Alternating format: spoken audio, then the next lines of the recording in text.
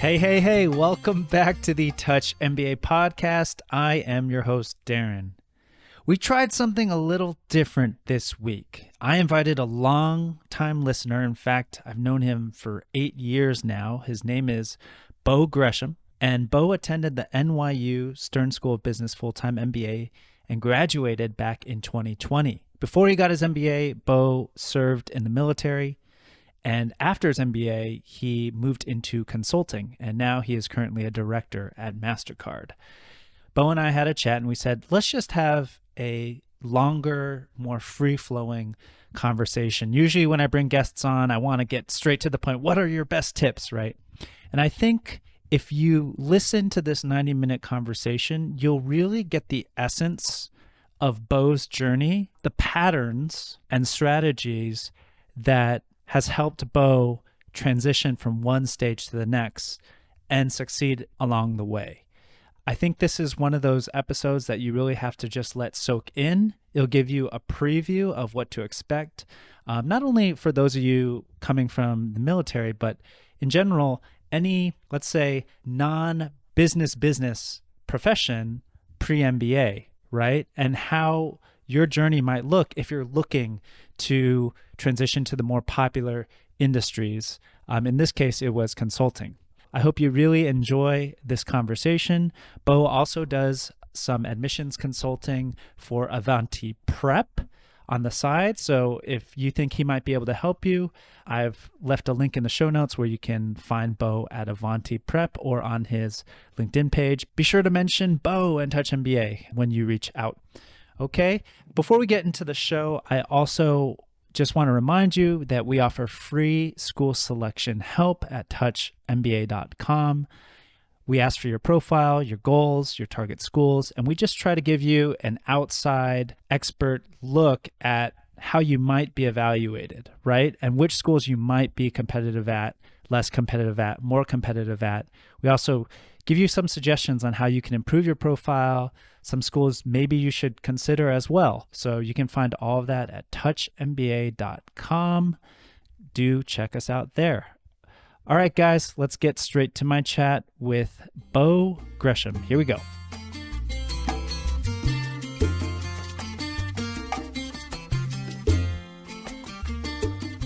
Wow. Okay, guys. So I'm really excited to have our next guest on the show. In fact, before we started, we were talking about quote unquote known each other through the podcast, and it's been amazing to watch his journey. He graduated from the NYU Stern School of Business Full-time MBA program in 2020.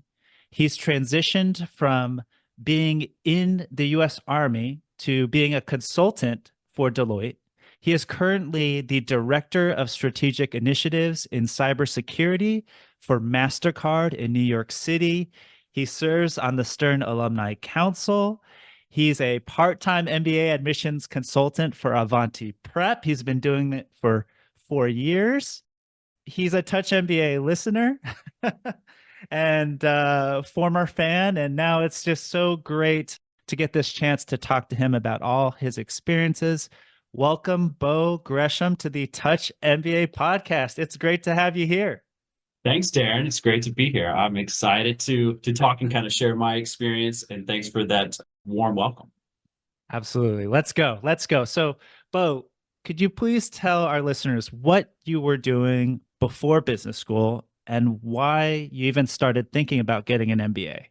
Yeah, I grew up in Florida and went to the University of South Florida. And when I graduated, I commissioned into the U.S. Army as a second lieutenant into the infantry branch. And for those who aren't familiar with the Army, there are close to 20 different jobs or branches that you can have, including human resources, logistics, and even finance roles, similar roles you might find in a civilian company. But I chose to go into the infantry branch, which can best be described as soldiers on the front lines. And my military career started through initial officer training and Ranger School. And then I joined my unit. This was 2011 in Iraq. They were already deployed. And one of my peers, another lieutenant, had been injured. So I assumed his role as platoon leader. I continued to serve in the Army for 8 years, including 2 more deployments to Afghanistan. And then I was in 2016, deployed to Helmand Province, Afghanistan. I was the company commander for over 100 soldiers for 9 months there. And that's when I first learned about business school, when I was thinking about making the transition from the military and doing something in the civilian world. And I was loving what I was doing, but really wanted to do something else and get out of the military. And business school seemed to be the best next step for me. Did this happen while you were in Afghanistan? You were like doing MBA research? I mean, how's that even possible given the gravity of what you were doing and all that? The idea first hit me just before that deployment. So I kind of had the bug in my mind. I actually brought a GMAT study guide book. But like you said, I was very busy and I didn't have a Yeah. chance to I even mean, crack open the book. And so it wasn't until I got back to the States at the end of 2016, just before Thanksgiving, that I really started getting serious about getting an MBA, about going to business school, studying for the GMAT. And that was when I started listening to your podcast towards the end of yeah, 2016.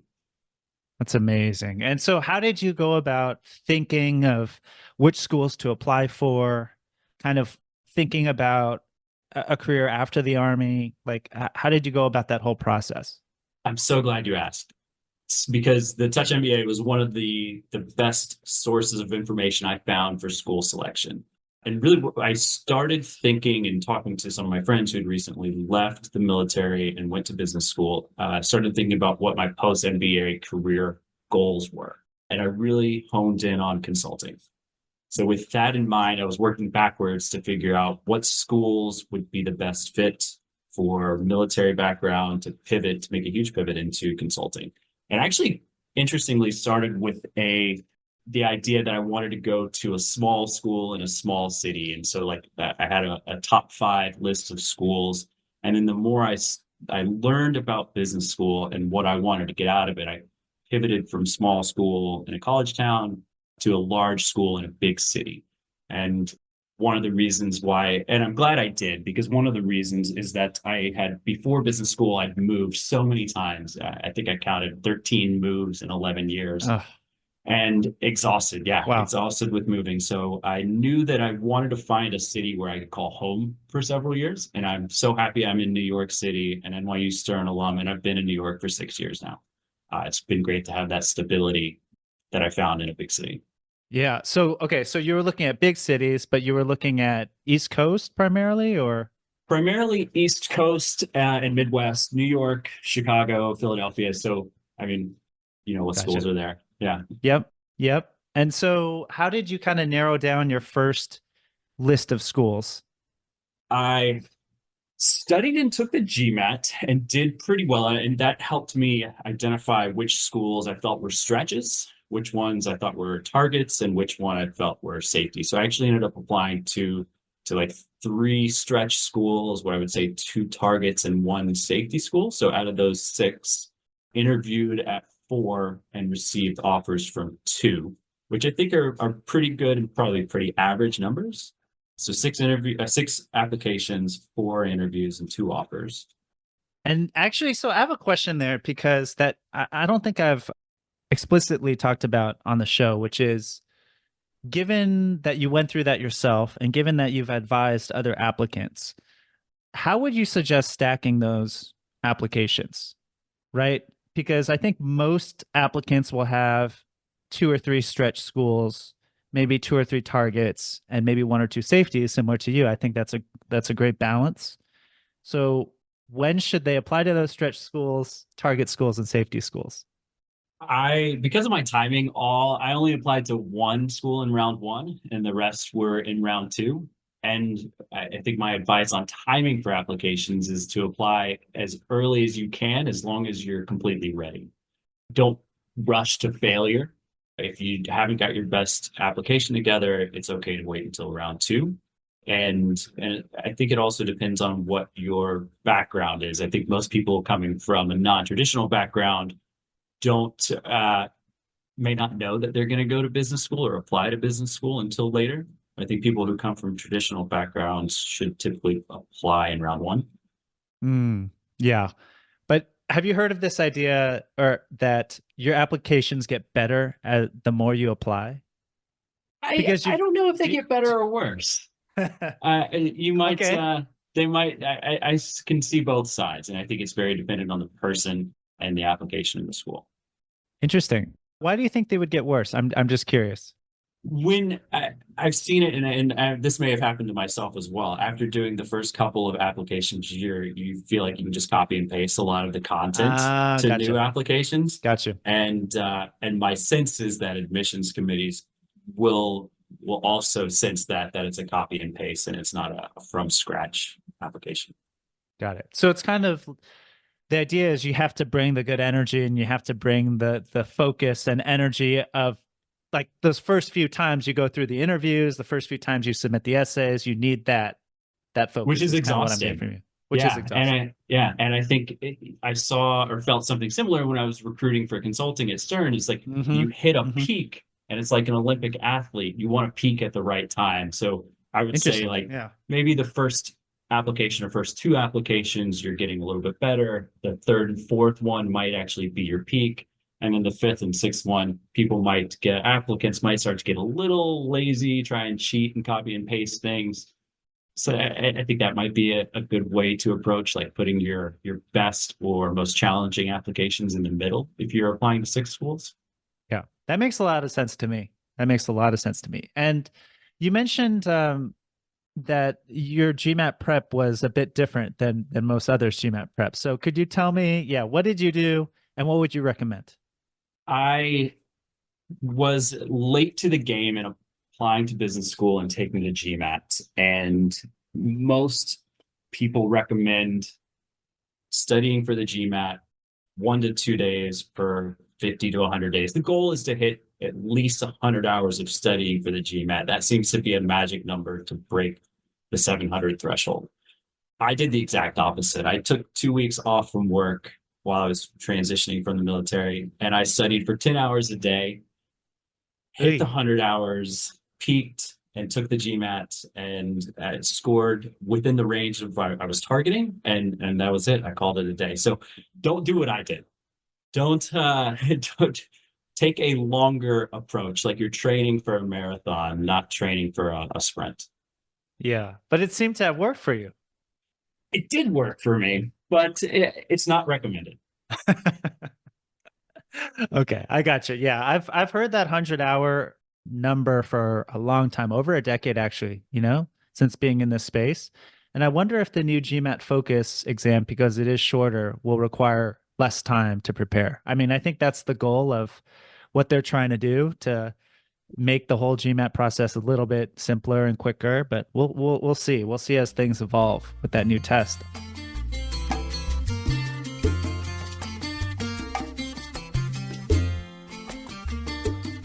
So I want to talk to you about how you started thinking about positioning yourself for these schools you were applying to. And I know you mentioned you worked with an admissions consultant, but I'd love to hear your thoughts on kind of what you were thinking maybe before you started working with an admissions consultant, how you were thinking about it. I mean, because you did some, the work you did before business school would look very different, right, than the work you're planning to do after business school. So, yeah, could you please just kind of walk us through that process for you and whether looking back, you feel there were some real inflection points there in terms of positioning yourself for success? Coming from a non-traditional background, I didn't have anybody in my network who I was comfortable with talking about applications and reviewing essays. And so I chose to work with an admissions consultant who had done the process several times. And one thing I found in the application process is that it was much more demanding than I expected. Originally, I thought like I would just draft a couple of essays and then I was going to take some time off before school. That was definitely not the case. And so, working with someone who was familiar with the process, we decided there were a couple of opportunities, places that I could strengthen my application. One of them was, I had a humanities background or degree in political science, so not a lot of math and finance classes. So to strengthen my application and actually prepare me for business school, I took graduate level finance and accounting courses online. I also did a pre-MBA internship with a small consulting company just to kind of finalize it. Yes, this is Beau's next step in his career is consulting. It also reminded me that I didn't have an MBA and like a lot of the hard business skills that I needed to gain from an MBA. So I was able to speak to that in my essays. Interesting. And Yeah. and if you can even remember, did you even list out the types of consulting firms or the types of consulting jobs you wanted to be involved in? Or was it Yes. just a general, yeah. Yeah. I was very specific in my essays and applications about the just naming one example firm, but the specific role. And at the time, I was really interested in ESG and sustainable energy. A lot of veterans make the transition from the military into anything in industrials, anything dealing with energy, oil and gas are popular, as well as manufacturing, power and utilities. And so I honed in on my background growing up in Florida, surrounded by water and the impacts of climate change and how the beaches in Florida are slowly dwindling and the water levels are rising and we're losing a lot of coastline in Florida. I mentioned that in my essay to say, I'd like to be in consulting focused on sustainability as well as renewable energy. And I did quite a bit of research on the topic to Yes. find the similarities on where I could leverage my military background, my leadership experience, my global perspective working in Iraq and Afghanistan, as well as just general problem solving experience and skills, and leverage that into a career in consulting. How much do you think veterans need to spell out that roadmap for admissions? Especially when you're, for example, you ended up going to NYU Stern and it seems like they have a very robust program for veterans there. And so I'm wondering how much of that burden applicants with your background, or even just generally those that don't come from the traditional business backgrounds, need to spell out to show that you have these transferable skills, right? That you can do post MBA.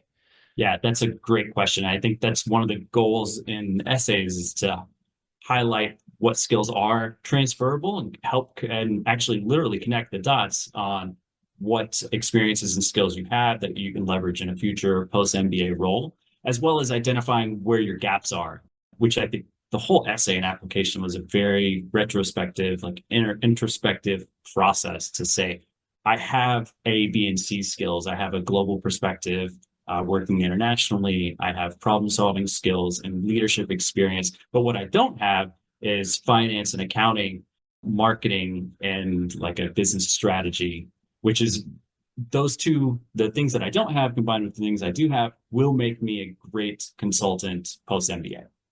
Yeah.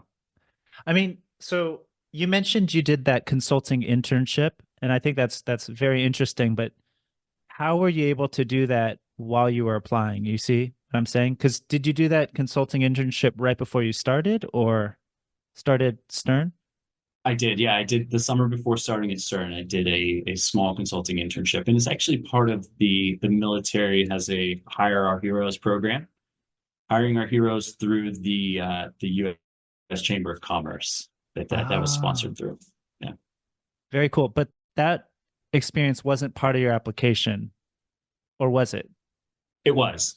It was in my essays. I mentioned I did this internship, and it was the year before going to business school. So I mentioned I did this internship.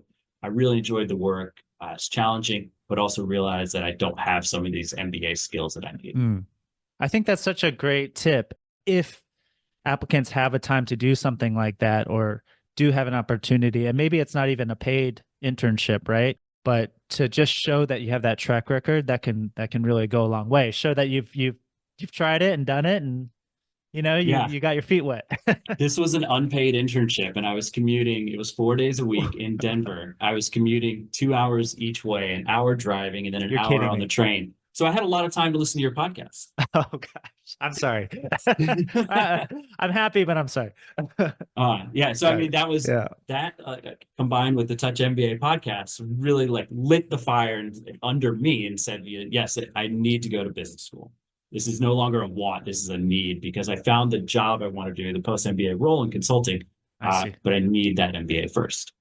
And you mentioned that there might be some veteran specific or military veteran specific resources to help those applying to business school. Could you share those? Yes, there are a lot of resources for military veterans transitioning, not just into business school, but also from out of the military to any civilian role. First and foremost, I already mentioned hiring our heroes through the U.S. Chamber of Commerce, which is sort of an internship, an unpaid internship through the military, connected with local companies around whatever military base you're stationed at. There are also service to school is a great one for anybody who's applying to any school, not just business school, but service to school will connect applicants with somebody who's in that program or a similar program that they are targeting to help with the application and essays. The amount of time that they dedicate is a little limited because they're also usually full-time students. So I actually served as a service to school mentor while I was an NYU Stern, and that's how I got into admissions consulting. Found that it was a very rewarding thing for me to help other people, especially military veterans, achieve their dreams and get into their target schools. A couple of other transitioning specifically for MBA programs. There's a book called What's Next. It's a military veterans guide to maximizing your MBA. It's actually written by an NYU Stern alum who's currently at Amazon. Next, the Deloitte Core Leadership Program. Deloitte sponsors military veterans for a weekend or several days at the Deloitte campus in Texas to help the transition. And they go through a lot of personal branding, professional marketing, things like that to prepare you, not just for business school, but post-military careers. And then also there are a lot of military MBA conferences. So there's an MBA Veterans Conference, an expo. I think it's normally held in Chicago. At least the one I attended was, and it's a great opportunity to meet a lot of different schools as well as some of the recruiters from who hire post MBAs. That's great. And I'll link to all of those in the show notes of this episode so you can quickly find all those resources Beau mentioned. Looking back, what would you say were the most helpful resources for you? Or like what really do you think helped you get over the edge, during this entire process? I think all the resources, I don't think one stands out more than another. I think it was you continue to build on each one and things that you learn to sharpen your story, your narrative, and help tell a compelling story to admissions committees to hopefully get into business school. And I think all the ones I mentioned are great resources, and they really did build on each other. Okay. All right. Yeah. I mean, just now that, it's been, gosh, if you graduate 2020, 2018, so say 6 years ago, right, you're going through this roughly, like any last application tips you can give our audience that, looking back, you've been through so much. What is, one or two things? I think you mentioned this on some of your other interviews, Darren, but reaching out to current students is definitely underrated and can be a huge help in, first of all, determining school selection, identifying your best fit, as well as like telling your story and being very specific about who you've spoken to at your target schools, what interests you about the school, and making sure that you get some of the small vocabulary things right. Like, does the school call their classes, they call it a section or an ocean or a stream or whatever it is. But really just reaching out and talking to people who have similar backgrounds, similar pre-MBA careers, similar undergrad universities, or other similar experiences, something that you can relate to people about, and asking for them and then maybe asking them to connect you to one other person. I really think the best way to approach interacting with current students at schools, because they're also busy and have limited time, is to just have 2 to 3 connections. And you want those people to really be your champions, more so where the people I spoke to, if anybody asked them, hey, what do you think about Beau? How do you think he would fit in here? They all had a great, strong interactions with me, and they would say, hey, he's a great person, strong candidate, and I'd love to see him on campus here next year or as a fellow alumni in the future. So having those 2 to 3 champions at schools that you're applying to really helps. And do you think you need, like, it sounds like you were able to hit it off, well with the people you spoke to, but do you think you need to talk to more than 2 to 3 people to get those 2 to 3 advocates? Or do you think that's enough? Like, again, what's that sort of sweet spot? Yeah, I think any more than 2 to 3, you're stretching yourself thin and you're not building a strong enough relationship. I really do think 2 to 3 is the sweet spot. And you can ask if you can get one introduction to one person at a school who has a similar background, it's easy for them to connect you to somebody that has a similar future. Like I was, coming from the military and going into consulting, and I could reach out to the military current student network at all the schools. Everybody was happy to talk. And then I could ask them, hey, do you know somebody who's going into consulting in energy or consulting at the specific firm I was interested in that I could talk to? And they were happy to make the introduction. Speaking to 2 to 3 current students or recent alumni at the schools you're targeting, that seems to be a good number. What other tips would you have for our listeners?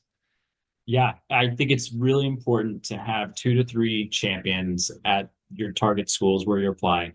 And it's great to reach out on LinkedIn and find somebody who's got a similar background, a similar either career experience or went to the same undergrad school, and asking them for time to connect, usually 15 to 20 minutes, to introduce yourself, hear about what they love about the school, why they applied, and how they're going about recruiting for post-MBA careers. And then at the end of that call, asking that person if they can connect you to one other person at the school who has a similar post-MBA goal as you. So like for mine, it was getting into sustainable energy, renewable energy consulting. So finding somebody either in that industry, target industry, or somebody who was going to one of the consulting firms that I was excited about, and just asking them for a little bit of time, what they love about the school, and if they can just provide any additional insights into the program. And that really informed your essays too, right? Okay. I would think. And your interview. Informed my essay application. Also the school selection. I'd say most of the schools I was able to meet somebody pretty quickly and connect, but it helped me confirm that these were the right schools for me to apply to, and right. the next step for me in my career. Yeah, no, absolutely. Okay. Any last tips for us?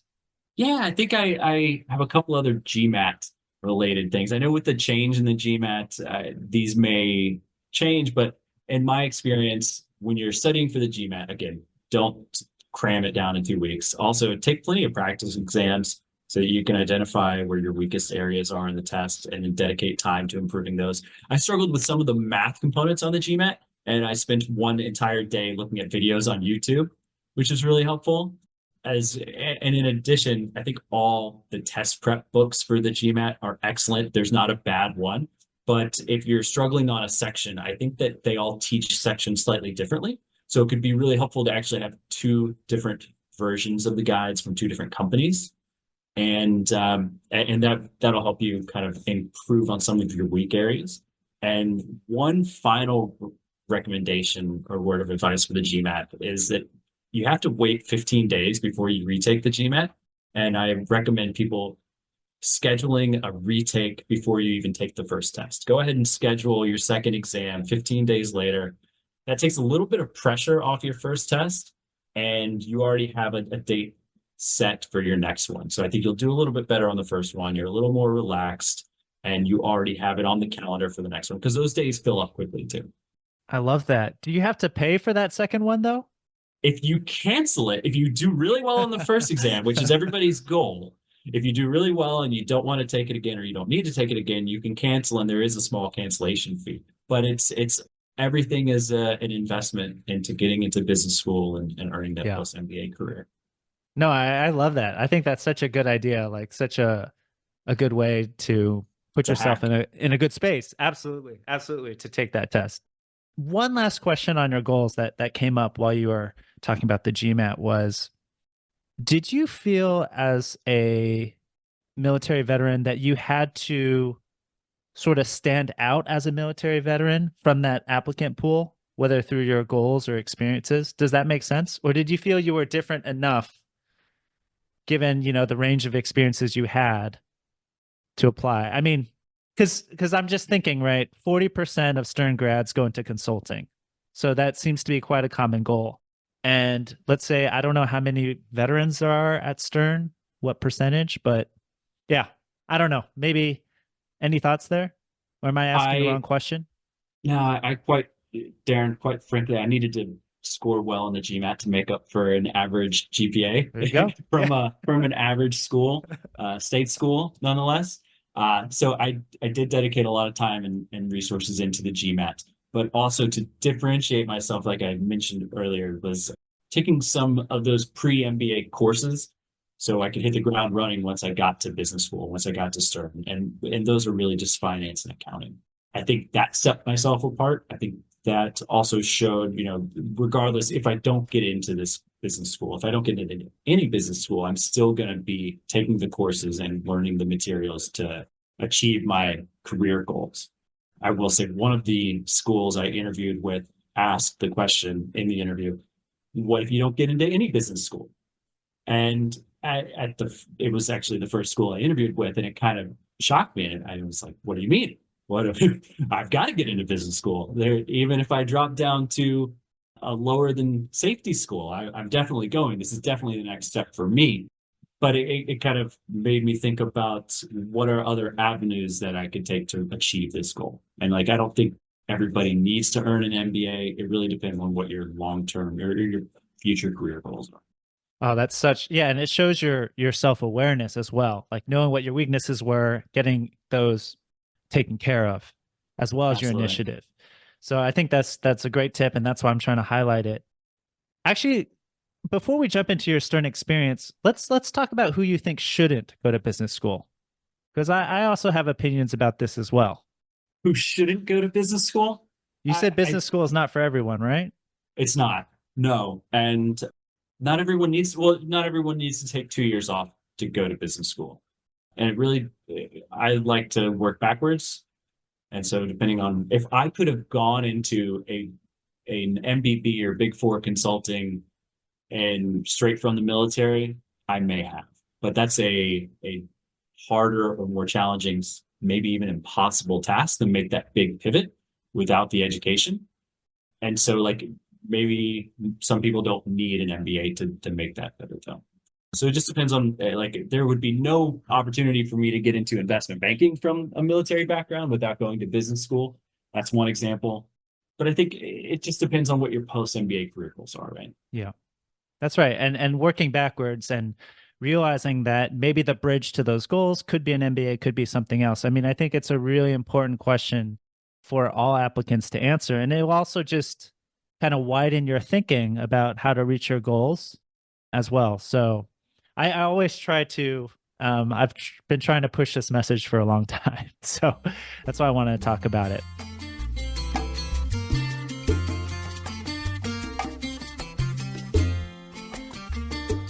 All right, let's jump into your NYU Stern experience. All right, first of all, let me just, if you don't mind, can I list some of the things you were involved in? Please. Okay. So if you go to Beau's LinkedIn page, which I'll link to in the show notes, you can kind of see the arc of his career. But while he was at NYU Stern, he specialized in strategy, finance, and management. He was AVP of student government. Is that AVP is Assistant vice president. Yeah, that's I go ahead. I just wanted to make sure I got that right. Yeah, Yes. yeah. So you were assistant vice president of the student government, military veterans club, and you were a member of five different student clubs: management consulting association, management strategy club, private equity club, government and business association, fintech association. You competed in case competitions. You studied abroad in Cape Town, and you somehow got internships and a job. So how did you do all of this? Like, it's just when I was going through your LinkedIn, I'm like, how did he have time to breathe or sleep? And I met my wife. And you met your wife, the most important one. Yes. It was, I mean, it wasn't all at once. The entire first semester, and I will say for military veterans going to NYU Stern, there's also the Fertitta program, which brings military veterans on campus the summer before the rest of the class arrives. And you get to take two classes together, accounting and statistics, and complete those before anybody else gets on campus. It's also an opportunity for that 25 to 30 veterans to bond and build a relationship before the rest of the 300 students get on campus. But then as soon as the fall semester starts, kickoff, recruiting. Recruiting kicks off for consulting, and it's a lot of coffee chats and corporate presentations and a little bit of class, but mostly recruiting. And then really the spring semester is when I started getting more involved in some of the other on-campus clubs and groups outside of consulting. I was the AVP and then VP for on-student government for events, planning and organizing the fall gala and the spring fling at Stern. Two of the biggest events of the year. Oh yeah, it's a great time. Yeah. Especially in New York City. And then the spring was starting to get more involved in some of the clubs on campus, as well as traveling over spring break with some of my classmates to Argentina, hiking through Patagonia.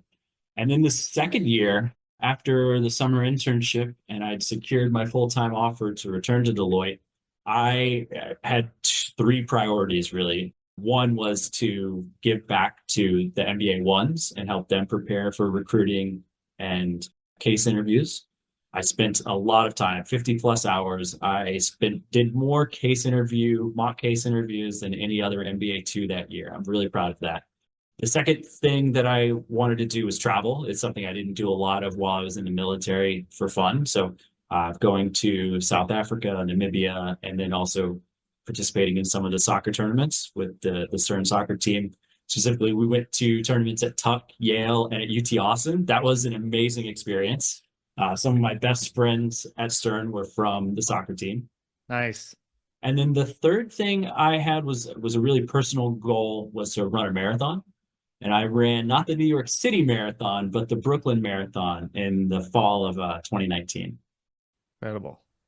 So, and it's all about time management. It was some of those things I had written about in my essays and my application, knowing that I wanted to give back to the MBA ones as an MBA 2 to help make them successful. And then also what I really wanted to get out of an MBA experience. On top of all the great classes and everything that I learned were kind of those three things: the preparing MBA ones for case interviews, travel with my classmates, and then running a marathon. Okay, there's so much there that I want to kind of dive into. So, first of all, did your plan end up matching up with your experience? Like your plan for focus, so like your plan in terms of what you wanted to do at NYU Stern, did that end up matching what you ended up doing? I think so. I think there are a lot of unknowns when you go to business school, and you can't know everything. So the majority of the plan, which my primary goal was to get a job, to recruit and land a full-time consulting offer. And once that was done, everything else was just kind of icing on the cake. Everything else was extra. So I secured my full-time offer, and then my second goal was to help other people secure theirs.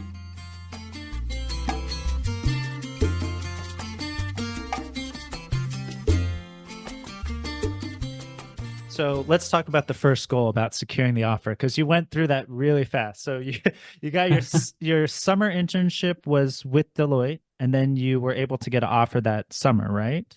Correct. Okay, you have to break that down for me a little bit, because I mean, that was the whole reason for you applying to business school. Right. Was it difficult to land that internship? What did you have to go through? Let's start there. Okay. Getting the internship first. Yeah, this was fall 2018. My first semester as an MBA student, and consulting recruiting was in full swing. And with that, like I mentioned, you're doing a lot of corporate presentations and meet and greets and coffee chats with people at your target firms where you're planning to apply.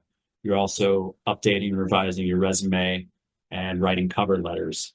So the applications are due usually like the end of November, around Thanksgiving time, end of November, beginning of December.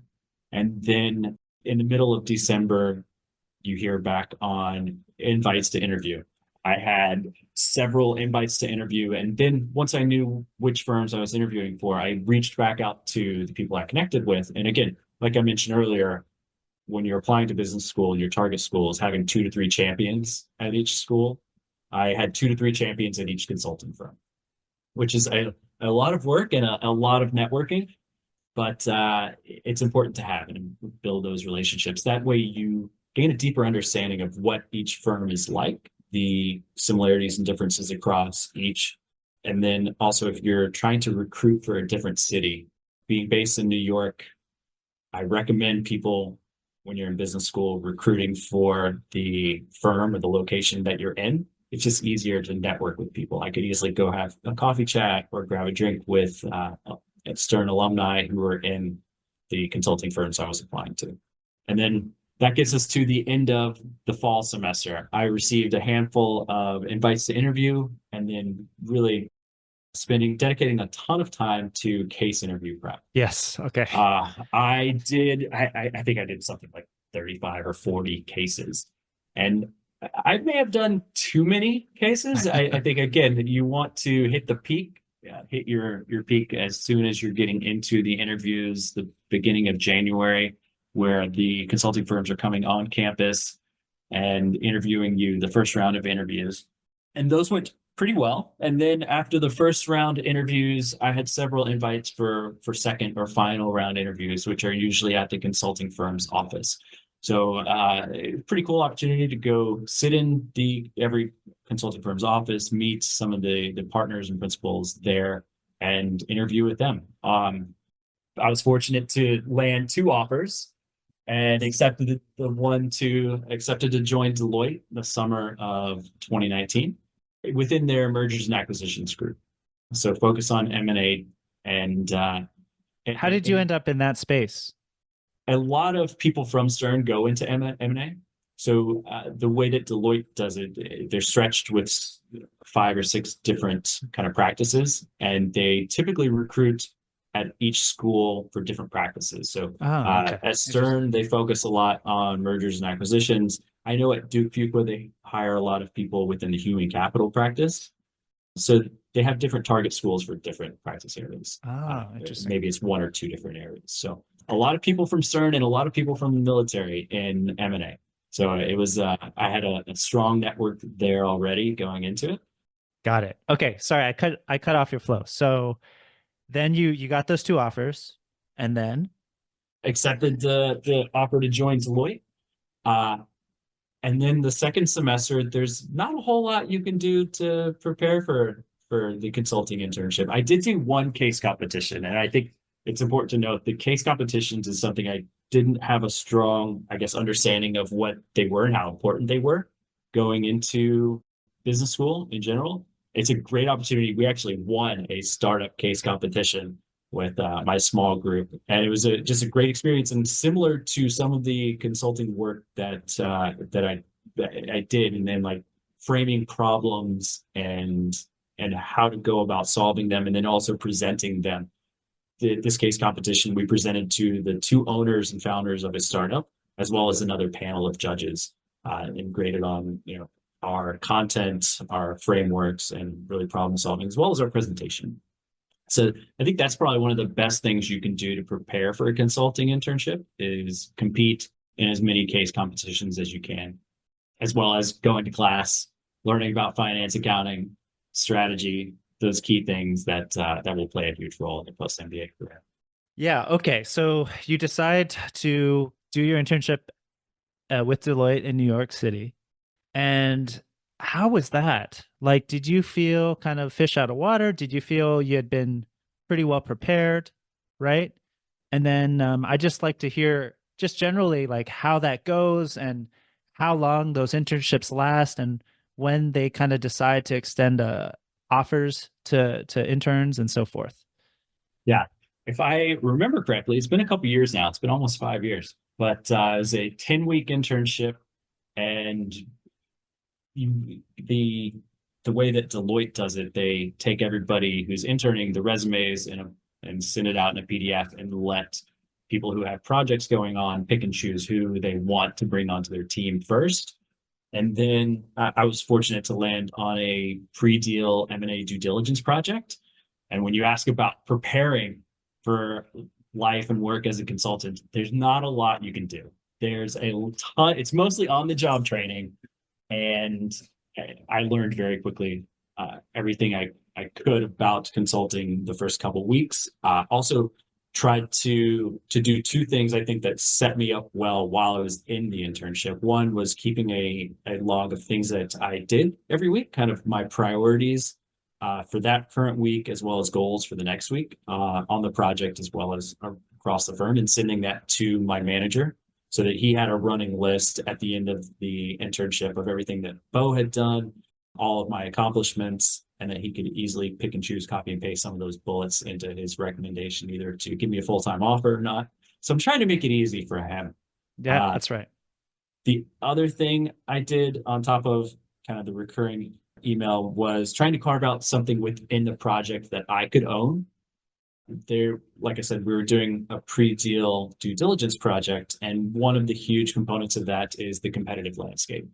That's an area where I felt I could, with my business school, 1 year of business school under my belt, I could carve out and own the competitive landscape. So looking at our client, their key competitors, and seeing what other transactions, M&A transactions have happened in the space over the last 5 years. How were they accruing or building or buy, build, or partnering for new capabilities? And that was, I more or less owned that along with one other person on the team. I love that. Those are such good tips. And I mean, what were your hours like here? Okay. That made you laugh. So, the hours, I knew it was going to be long. I knew it was going to be intense. I had in the military, I had done long days, long nights, going hours with days without sleep. I'd been through Ranger School where for instance, the last 3 days of Ranger School, I got, I think, 3 hours of sleep combined. So, but consulting was a little different, and I had to get used to it. So in a pre-deal due diligence, we were working until about midnight, 1 a.m. for the first 4 weeks. Every night, fortunately, no weekend work, which is one of the things I really liked about consulting. But yes, it was long, it was intense, and the hours, I guess, shocked me a little bit. I knew that, like I said, I knew it was going to be a long day, but I wasn't expecting to stay in the office until 2 a.m. the very first night that I was of my internship. But that's how you learn. Yeah. I'll say that people who work 40 hours a week, 2,000 hours a year, are going to learn half as much as somebody who works 80 hours a week or 4,000 hours a year. And that was one of the things I really wanted to get out of consulting, was to continue learning that post-MBA, continuing my MBA education, really like an MBA 3-year is sometimes referred to as consulting. Just knowing that I come from a non-traditional background, I want to continue building on this education and these skills. So consulting was the right place for me to do that. Wow. And that makes sense. And what percentage of those interns end up getting full-time jobs? At Deloitte, it's pretty high. At Deloitte, there's as I understand it, there is a full-time offer for everybody who proves that they are working. Yeah, for everybody who proves it and earns it, there's a full-time offer waiting. So there's no, yeah. But in general, would you say with the consulting firms that's the case? Or I'm just trying to give people an expectation, right? Like if this is their path, do they still have to kind of... I do think it's pretty high within consulting. Like I said, I can really only speak for Deloitte, where it's above 90% will receive a full-time offer. And there is an offer on the table waiting for everybody who decides that they want it. I'd say that last 10% are people who consulting just ended up not being a good fit. And they kind of realized that early on in the internship and may not have given 110% for the whole 10 weeks. but I can only assume that it's the same at other firms. Yeah. Okay. Great. Well, that's amazing. That must have been such a thrill for you to like go through that, get those dark eye bags under your eyes, but also get a wonderful learning experience and then get the offer. Wow. So we'll come back to that because I want to talk about your path post graduation, but let's talk about meeting your wife. So when did that happen? How did you have time to even date? Oh, well, I mean, it was actually right after I received the full-time offer. So I was an MBA two. She was a year behind me as an MBA one, and she was not recruiting for investment banking or consulting. She was recruiting for tech, which is generally in the springtime of your first MBA year. So she was active in the school. She was a VP of her section of her block and like was organizing events. And we had actually met before over email. So one thing I didn't mention was that a lot of schools have a pre-MBA trip. I think at Kellogg, they do Quest. At Columbia, at CBS, they do an around the world trek. Stern didn't have something like that, but I love the idea. So pre-MBA, I and a couple other of my classmates created the Stern Hamptons weekend as a pre-MBA I remember opportunity. you talking about this, like in Yeah, some as of a our emails. Yeah. pre-MBA opportunity to meet your classmates, go to the Hamptons. Everybody, we rented through like 5 or 6 different houses. We had 60 people in the first year. So my wife actually emailed me when she was accepted to Stern. Not we hadn't introduced each other or met, but she emailed me for pictures from our Hamptons weekend because she was VP of their social events Yeah. and Yeah. yeah. And so she was putting on Instagram to try and generate buzz. And I shared some pictures with her. And then we ended up meeting on campus her first year, my second year, and meeting. It just kept running into each other in the library, around at different events, and went on a couple dates. Yeah. And the rest is history. And the rest is history. Now we've been married for a year and a half. Congratulations. That's amazing. Thank you. Thank you. Yeah. I mean, it's not something we talk much about on the Touch MBA podcast, but dating is a huge part of the MBA experience, right? And yeah, I don't know if there's really much else to say about that. I'm not going to ask Beau for your advice to meet your spouse in business school, or should I? No. I was intentionally not trying to meet anybody or date anybody in business school, just to keep everything professional in business school business. Yes. But we kind of hit it off right from the get-go, and That's great. it's great being a Stern couple and going to alumni events together. We have a lot of same friends and same network at school. So Yeah, that's wonderful. That's wonderful. So let's see if I had any other questions on your Stern experience. I think we talked about so much. I am curious about this whole EQ requirement that Stern really pushes. And I know, did you really see and feel that throughout the program? yes, absolutely. I think because it's in New York, Stern, and because there's not a traditional campus at NYU, it's really spread out around the city. The whole city is the campus. It's a really unique experience. And one of the things that you're kind of in a bubble at the business school at Stern. You interact with your classmates. So all the time you're doing classes, clubs, extracurriculars, interview prep. You're going on trips globally. You're going playing in soccer tournaments across the country. And EQ, just emotional intelligence is a big component. I think all of my classmates exhibited while we're in school regularly, daily, and it's shown to be a huge bonus value add post MBA in careers. I think the Stern network overall is supportive because of that. And I actually landed my post Deloitte role through a Stern friend referral. And I think that's really common. Like it's a very strong Stern network in and around New York. And because a lot of people will graduate and stay in the area, and continue with that emotional intelligence, helping each other, supporting each other, and which has also been a huge thing post COVID, when there was a lot of people were impacted when COVID hit, myself included, because I had a return offer to Deloitte. But when COVID hit, all those return offers, not just Deloitte, but all consulting firms, were delayed. I was supposed to start in August of 2020, and it was delayed until January of 2021.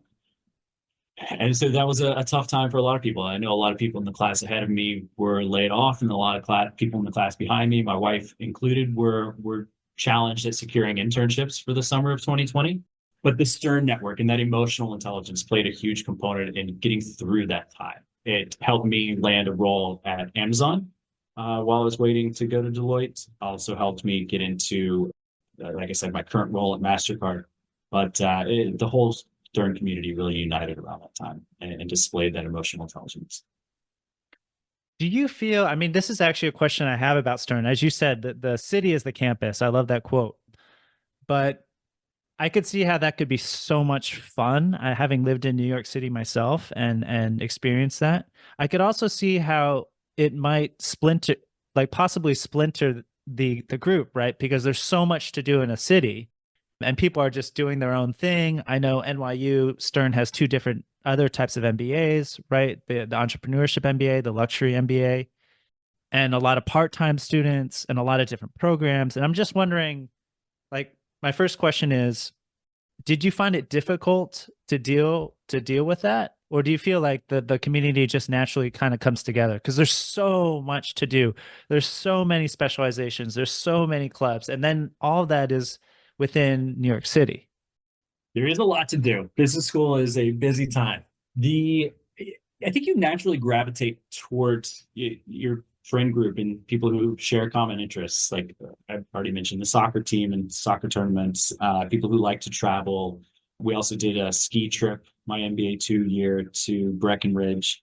And you see a lot of the same familiar faces in my block of 60, I think it was 65 people. Some of those people were also invited to my wedding. I built really strong, lasting friendships with a lot of my classmates. And it is easy to get pulled in a lot of different directions. I think one of the big things that unites people is the challenge of recruiting.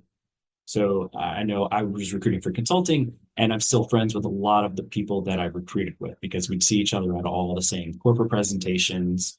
We helped each other to practice for mock interviews and review resumes. And I know that there's a similar kind of cohort or grouping with people who recruited for investment banking, as well as people who recruited for tech.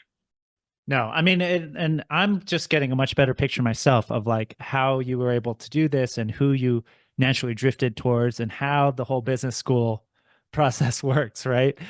But can I also ask about your study abroad experience? Yes, I loved Stern's Doing Business In program, where you go for 1 week or 2 weeks, and I went to Cape Town, South Africa for 2 weeks. And this program, this one specifically, was focused on sustainability and investing in sustainability, like doing good to do well. And it had a couple different components to it. One was sustainable farming and food in South Africa. There is still some I guess malnourishment or food scarcity in South Africa, which is interesting because they do export a lot of food. But so there's sustainability around food, sustainable energy. South Africa still experiences rolling blackouts, which they call load shedding. Sustainable housing. There are a ton of people who are unhoused in South Africa, as well as sustainable banking. So one of the big challenges in South Africa is you can't get a bank account unless you have a home address. You can't get a home address unless you have a bank account. And it's just an unfortunate cycle. And so like during those 2 weeks, we were visiting different parts of South Africa and Cape Town, learning about some of the challenges and putting together ways that we could raise money or invest money or bring investors into South Africa to help create solutions to some of these issues. Yeah, so it was like a 2 week experience. It was, yes. It was 2 weeks in Cape Town, and we were actually hosted by the University of Cape Town and one of the professors there who's been doing this program for several years. Got it. Got it. Yeah. Okay.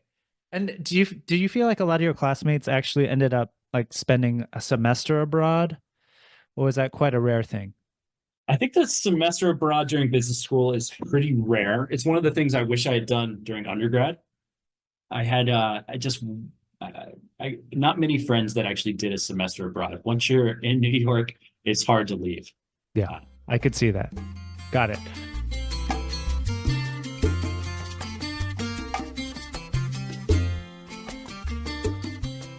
Okay, great. Now let's kind of talk about what you've been doing since business school. I mean, is there anything else you want to share about NYU Stern that we didn't cover? I think I glossed over the consulting core. It was a Stern consulting core. The Stern has a Yes. huge emphasis on experiential learning. And that was one of the things I did do that the spring semester of my first year to get another consulting experience under my belt, help me prepare for the internship with Deloitte. So I think the experiential learning case competitions are both great ways to prepare for consulting internships. Got it. And then, so you come out of the program during a very difficult time.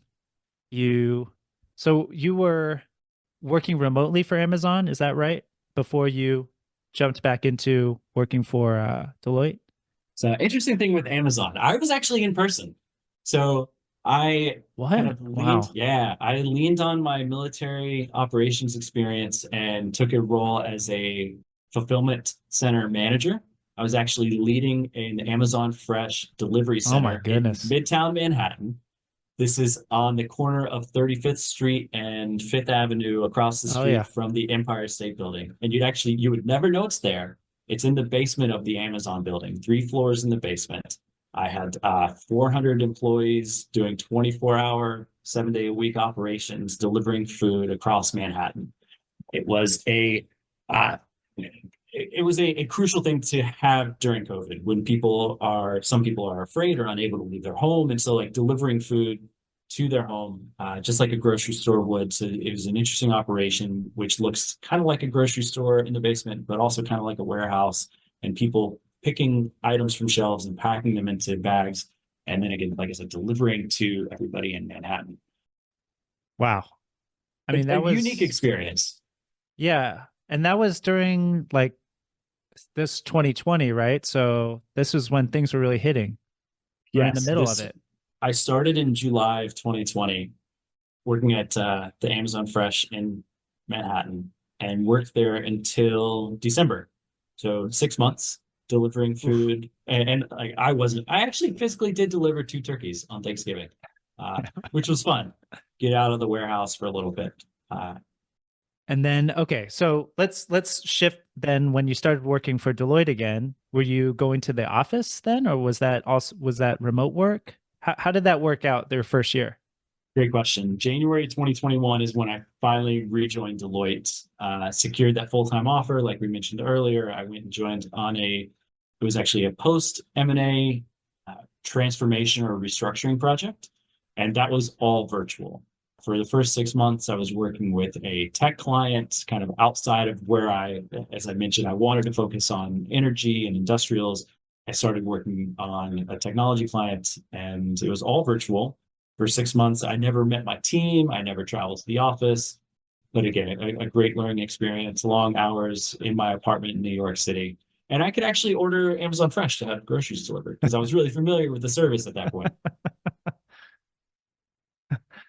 Yeah. So, I mean, let's, oh man, it sounds pretty brutal actually. I mean, but that was a brutal time for a lot of us.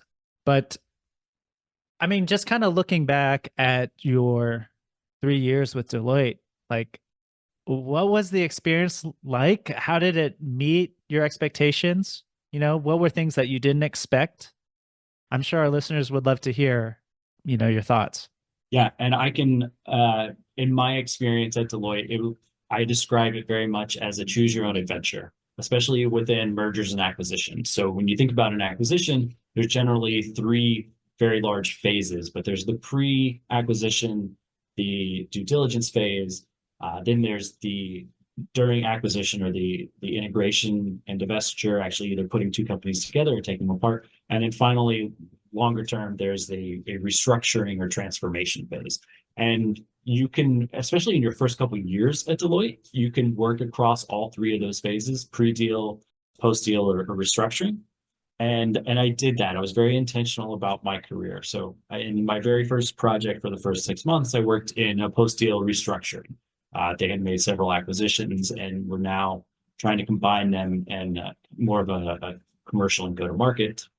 And then I wanted to get back into pre-deal, which I did during my internship. So I did 6 months on industrials, pre-deal, doing commercial due diligence, a lot of market sizing analysis. And then after my first full year at Deloitte, I really honed in on what I always kind of thought I wanted to do, which was the integration divestiture. So after a deal closes, actually putting those two companies together to operate as one. And because I'm in New York and I don't want to leave, I started to focus on financial services. There were quite a few bank mergers and divestitures in 2021, 2022 that I worked on. And it's a lot of project management, putting together roadmaps and identifying where pain points might be when you're putting two companies together. What are, for HR, for instance, what are the similarities and differences in compliance and ethics?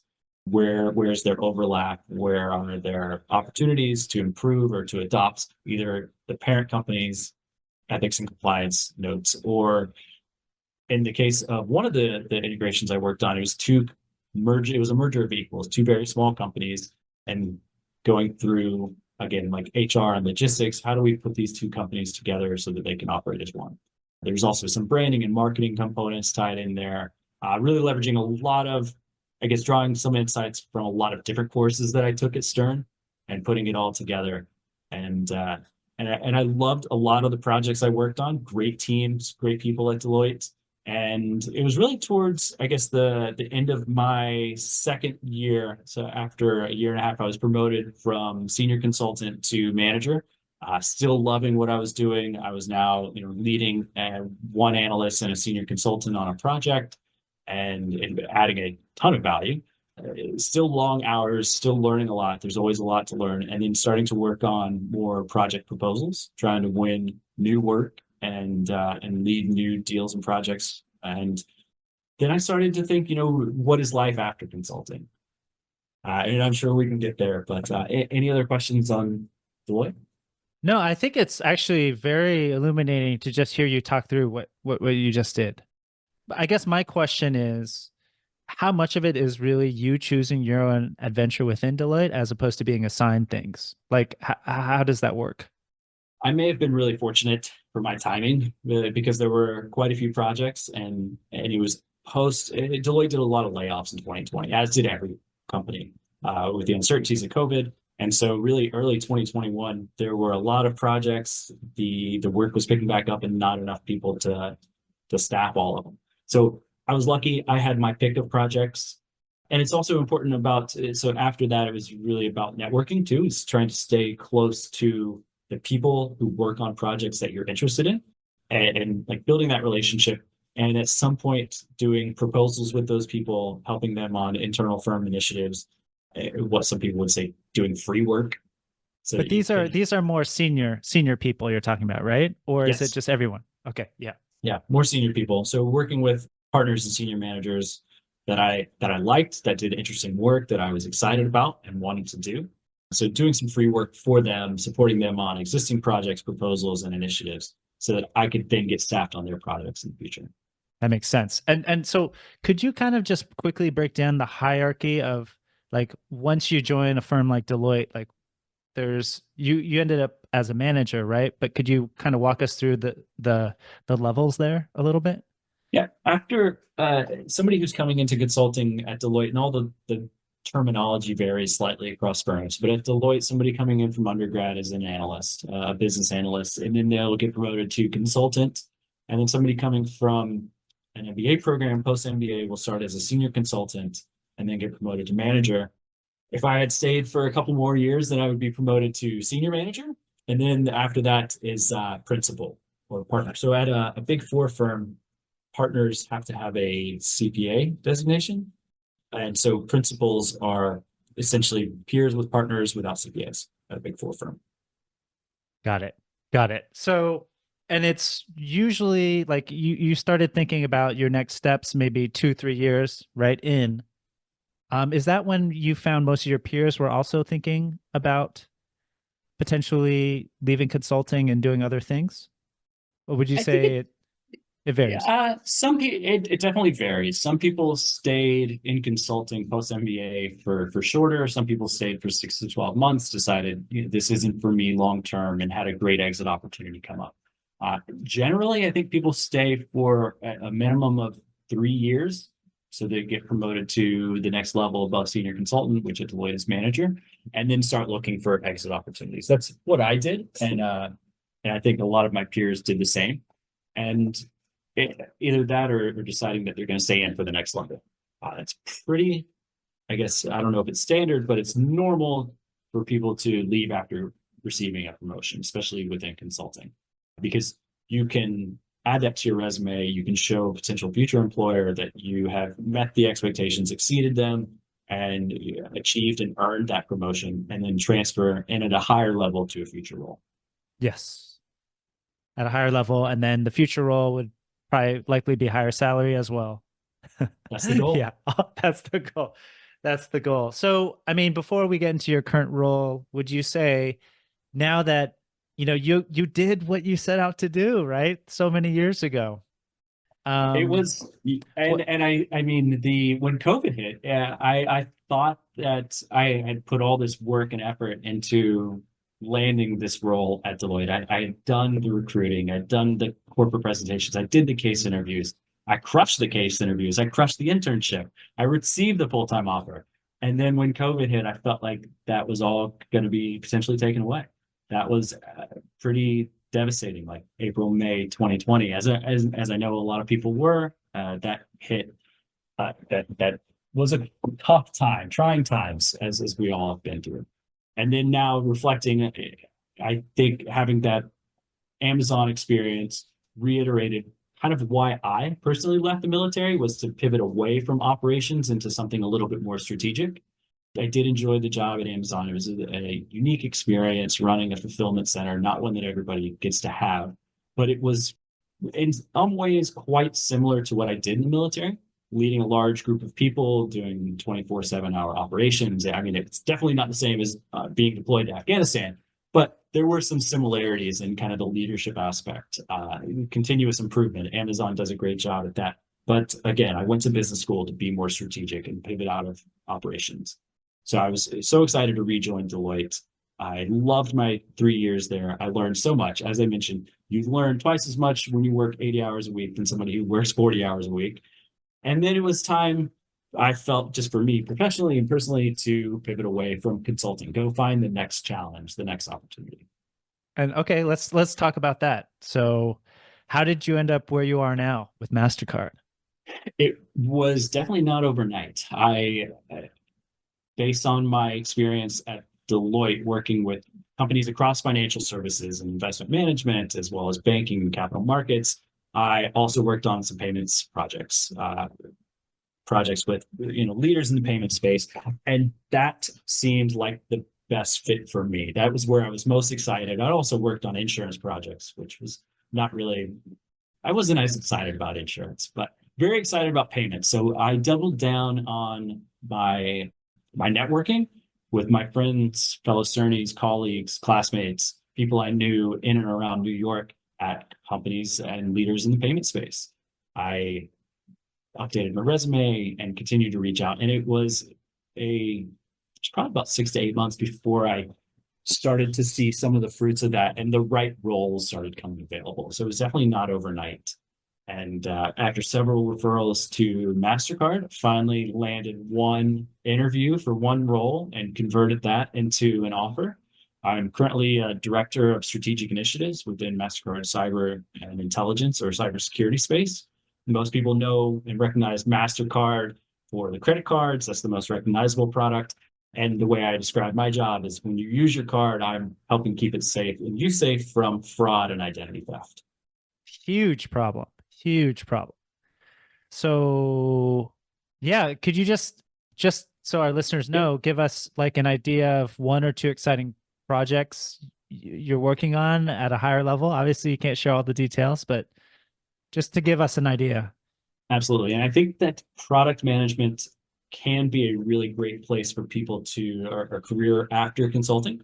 I leveraged in my first 6 months at Mastercard, I've leveraged a lot of the kind of framework solutions, problem solving, as well as some of the softer like slide craft skills that I learned in consulting. And really the big project I worked on was a 5-year product roadmap on revenue and expense breakdown on how do we scale a new product that we're incubating and really bring it to market and accelerate growth to become one of Mastercard's leading products or cybersecurity services. And it is a constant work in progress, constantly updating that roadmap. But again, leverage a lot of the things that I learned in consulting to create frameworks and storytelling. How do we tell this story to internally to leaders across the company to secure investment and say that this is where the company should be looking for the future? Absolutely. I mean, just so, looking back at your consultant time, what would you say was your favorite part and your not least favorite part? I loved working with some of the smaller clients I worked with while I was at Deloitte. I think that's one thing that surprised me coming from the military, which is such a large organization, and being at Deloitte, which is such a large organization, and Amazon, such a large organization, as well as MasterCard. But one of the things, my favorite projects at Deloitte was integrating two small insurtech companies. It was a merger of equals. There was a lot of opportunity for me to lead within that project. I was also on a small team. So I was a senior consultant as at the time, but maybe working as a manager kind of above my role and an opportunity to learn, grow, expand, as well as add a ton of value for this. It was a private equity firm had bought the two companies. So I enjoyed working with some of the private equity clients. You can learn a lot from the clients as well. But also I had a strong team. I had a strong team, strong senior manager, and a strong principal on the project that I learned a lot from. And some things that our listeners who want to enter consulting should know before they jump in. So maybe some of the not so glamorous parts. I mean, you've mentioned 80 hours a few times. I have. And travel is starting to come back. So in my 3 years, there was no travel at the beginning in early 2021. And then I don't think I traveled until the end of 2021. I did go to a conference that happened to be in Vegas, which was, I was only there for 25 hours, but a quick turn and burn to meet with a client and go to a conference, which can be a lot of fun traveling for work, but it can also be very exhausting. If you're already working 80 hours and then add on travel, I had several trips to LA, Austin, Charlotte. I worked for a client in New Jersey, which isn't too far from New York, but still going to their office and interacting with clients it's a lot of work. And you kind of feel like you're always on. So some of it's hard to kind of hit the off button sometimes within consulting. And one of the things that I think I enjoy a little bit more post consulting is a little bit more work-life balance. I still work a lot, but there's not the demands of having a client. One other thing, I guess, word of advice, I already mentioned earlier that I recommend people who are recruiting for consulting to do it in your nearest office because you have an opportunity to meet and informally go to coffee chats and have a drink or catch up with people in the office. It's one mistake that I may have made, trying to recruit for offices in like Denver and Atlanta. I should have stuck to New York City. Happy that I secured an offer with Deloitte in New York. And then another thing about pivoting from different roles, I think if I would do it again, I would do two things differently. I'd apply to roles in New York City and only New York City because I can easily connect, take a train, and network with people. I would also focus more on where my strengths are in my background as far as industry. So coming from the military, it's easy for people to believe or think that they get pigeonholed into an industrials or an aerospace and defense role. And I would challenge those people to think about it a little bit differently. And not that you're being pigeonholed into a role, but you're being put into a space or an industry where, one, you have an expertise that you can speak to that garners you instant respect. And two, is where they've seen people with your similar background be successful. So I remember thinking very specifically about people at Deloitte and looking at who had a military background and was now a principal or a partner at Deloitte and what industry they were in. and it was Yeah. mostly in industrials or manufacturing. There was one person in consumer goods who had a unique background, but there were none in, say, tech or finance with a military background because it's just, it's not that it's not doable, but you're more successful where you have your strengths. So I encourage people to play to your strengths. Don't think about it as being pigeonholed. Think about it where you'll have the most success. And personally, I did make the decision to do financial services because I wanted to stay in New York, knowing that if I had done something in industrials or manufacturing, my post consulting job would most likely not be in New York City. So Right. having met my wife in New York and she wants to Right. stay here, is from the Jersey area. That's one of the reasons why I pivoted and doubled down on financial services. Man, thanks so much for sharing like this whole journey. It's a It's lot. It can really be no, overwhelming. it's this is a really special episode. I feel it's like I know this is the first time we've had like a conversation like this instead of over email, but it's like I feel like I kind of know you as a friend, strangely, because we've kind of had this virtual correspondence over so many years, and it's really cool. You even when I was trying to grow our Instagram account, you even took it upon yourself to share some videos of you and your buddies, which was Oh my really really gosh. fun at the time. But I before we go, I do want to talk a little bit about that you're available to help people as an admissions consultant if they need it. And maybe just one question I have for you there is if I could just get one sort of insight from you now that you've worked to help other MBA applicants, get into their target schools, if there's like kind of one thing you would encourage our listeners to think about, what would that be For an applicant, for an applicant? it's a very introspective process. It's not quick and easy. It takes a lot of self-reflection, a lot of learning and thinking about what decisions you've made, career choices you've, and then thinking about why you may have made that. I'll say that I, in my experience applying to business school, started out thinking, energy, sustainability, renewable energy. And then when I got to NYU and I was meeting with consulting firms, I kind of pivoted that a little bit to focus more on my roots in Florida and growing up around travel and tourism, which was pretty hot in 2019, and saying, I would love to get in on any projects within travel and tourism. And then kind of that was a whole self-reflective process.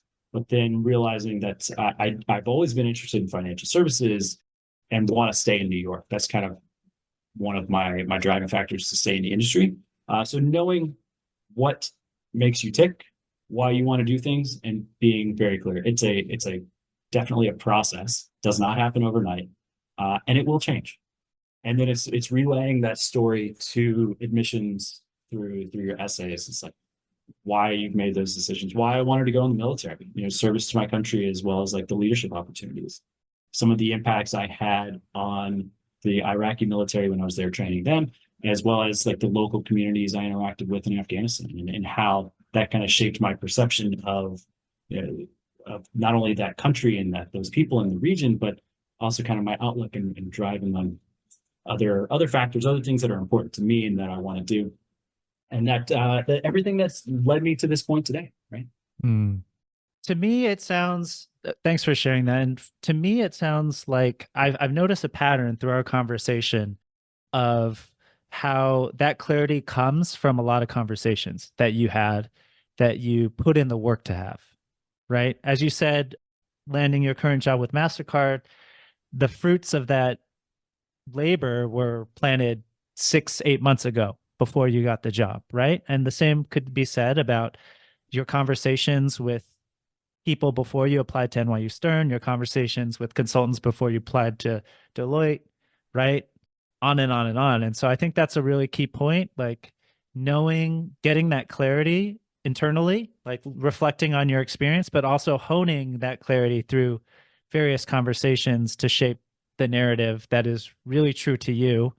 And that when you're in front of an admissions person or someone hiring you or a colleague or client, that they know it's real, you know? Yeah. Because sometimes it can feel a little bit flimsy, right?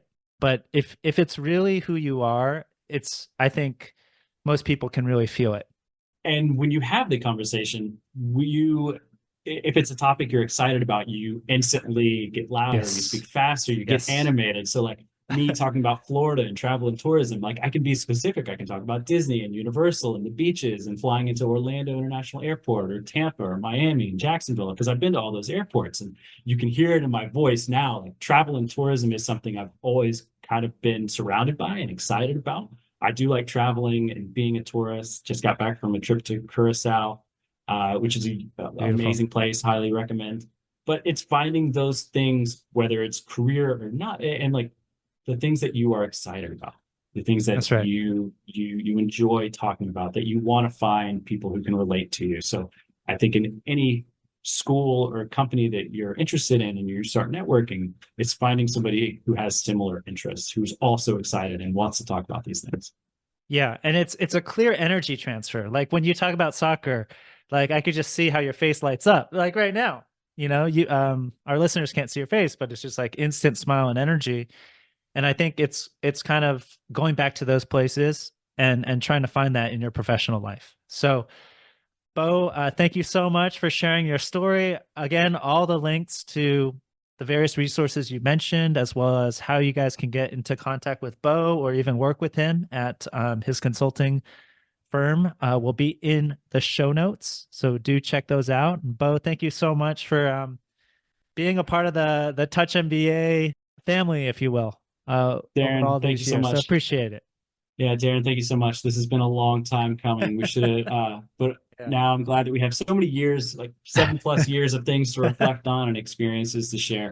To everybody, please feel free to reach out on LinkedIn or reach out to Avanti Prep. Tell them that you heard about Avanti from MBA, Touch MBA, from Beau and Darren. And thanks again, Darren. Appreciate it. Thanks for listening to the Touch MBA podcast. Remember, you can get free school selection help and a profile review at touchmba.com. You can also follow us on LinkedIn